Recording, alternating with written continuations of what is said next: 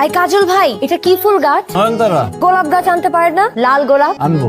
আরে শুনেন না, শেষ পর্যন্ত আপনিও। তুমি কালকে আমাকে এই কথা বলছো, এই কথার মানে কি? আপনি জানেন না এটার মানে কি? আমি কিভাবে জানবো এই কথার মানে কি? বোকা সাজেন না। দেখো মিলি, আমি সত্যি বুঝতেছি না তুমি কি বলতেছো। এত চালাক আপনি। আমি একটু চালাকি করতেছি না। বুঝি বুঝি, সবই বুঝি। ও কাজল ভাই, কোথায় যাচ্ছেন? প্রশ্ন করলে প্রশ্নের উত্তর দিতে হয়। উত্তর দিলেই তো বলবা। কাজল ভাই আপনিও বুঝতে পেরেছেন তাহলে? বুঝবো না কেন? ঠিকই আছে, অতি চালাক লোকেরা এভাবেই ধরা খায়। আরে ওর কথা শেষ হয়নি তো।